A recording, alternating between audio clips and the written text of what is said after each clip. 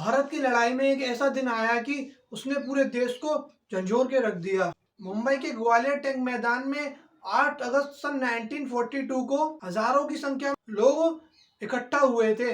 महात्मा गांधी ने एक ऐलान किया था, डू और डाई, यानी कि करो या मरो। Amid sectarian killings on an unprecedented scale, Gandhi risked his life to preach non-violence until his dying day.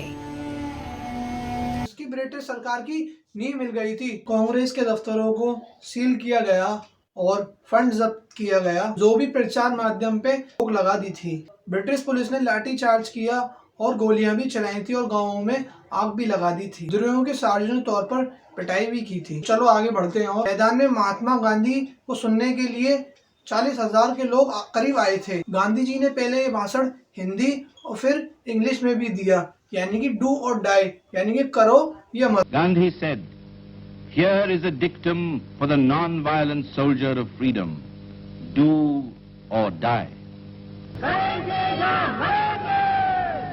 इस गुलामी में नहीं जिएंगे।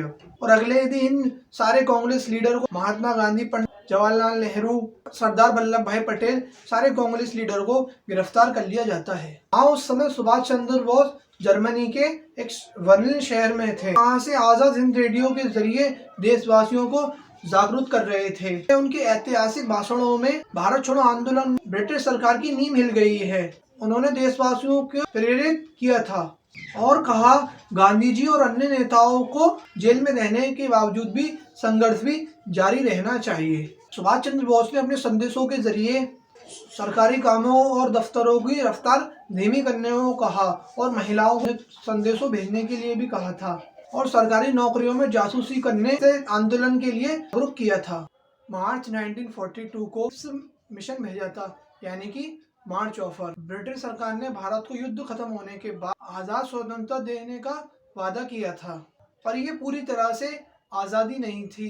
इसलिए भारतवासियों ने ये मार्च ऑफर भी ठुकरा दिया। इसलिए जैसा कि हमने शुरू में बताया, इसलिए महात्मा गांधी ने 8 अगस्त 1940 को एक ऐलान किया था, जो कि अब अंग्रेजों को पूरी तरह से भारत को छोड़ना ही पड़ेगा। Non-violence, only to die at the hand of an... इस आंदोलन ने अंग्रेजों को साफ संदेश दिया कि भारत छोड़ो यही हमारा मकसद है। इसी ने अंत तक सन 1947 में आजादी की नींव डाली थी। अब 1940 में ये सब चीजें चल रही थी।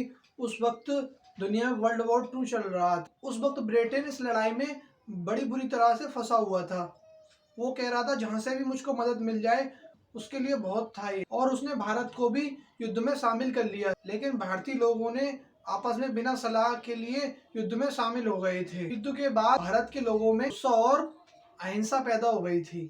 अगस्त ऑफर ब्रिटिश सरकार ने 1940 में भारत के लिए दिया था। इसमें उन्होंने भारतीय सेनाओं के लिए झूठा वादा किया था, युद्ध खत्म होने के बाद एक भारत में एक ऐसी सेना बनाएंगे तभी शामिल होंगे।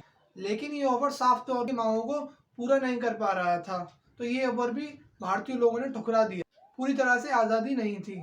महात्मा गांधी की बातों से लोग इतना प्रोत्साहित हो गए थे, यानी कि अब तो करेंगे या मरेंगे, पूरी मेहनत से लड़ेंगे या फिर देश को आजाद कराएंगे या फिर अब गुलामी की जिंदगी नहीं जिएंगे। अब आती है मतंगिनी हजरा। मतंगिनी हजरा ने हाथ में तिरंगा लेकर वंदे मातरम का नारा लगाते हुए कहा, आगे बढ़ो, रैली को आगे बढ़ाया जाए। वहीं पुलिस ने भी गोली चलाना शुरू कर दी थी। मतंगिनी हजरा को 3 गोलियां लगी, फिर भी उन्होंने अपना तिरंगा नहीं छोड़ा।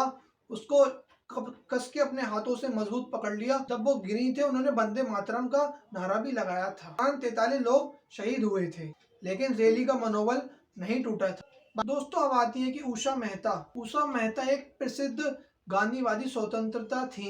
उषा मेहता ने 14 अगस्त 1942 को अपने साथियों के साथ मिलकर एक रेडियो की स्थापना की थी।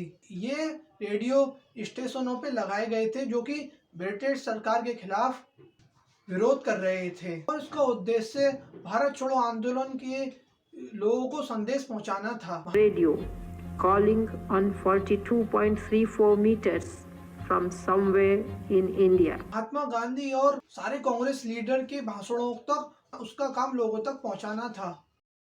29 सितंबर को 1942 के तामलुक में करीब 6000 से ज्यादा लोगों की एक बड़ी रैली निकाली थी। रैली में अधिकतर महिलाएं थीं, जो कि ब्रिटिश सरकार के खिलाफ यह रैली तामलुक पुलिस स्टेशन की तरफ बढ़ रही थी, ताकि अंग्रेजों को कब्जे को खत्म किया जा सके। शासन 27 अगस्त 1942 को उषा मेहता की आवाज में हुआ था। Congress radio calling on 42.34 meters कि ये कांग्रेस रेडियो की सेवा है। रेडियो स्टेशन की लोकेशन अक्सर बदली जाती थी ताकि ब्रिटिश सरकार इसको ना पकड़ सके। इस रेडियो के जरिए आंदोलन की खबरें जनता तक पहुंची थी और इससे जनता का मनोबल बढ़ा और उनके अंदर उत्साह जागृत हुआ। हालांकि 12 नवंबर सन 1942 को उषा मेहता और उनके साथियों को ब्रिटिश सरकार ने गिरफ्तार कर लिया था और उन्हें जेल में डाल दिया था। रेडियो सेवा लगभग 3 महीने तक चली थी। महात्मा गांधी का जीवन और संघर्ष हमें ये सिखाता है और सत्य के मार्ग पर चल भी बड़े बदलाव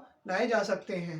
उनके योगदान के बिना आज़ाद भारत की कल्पना भी नहीं की जा सकती।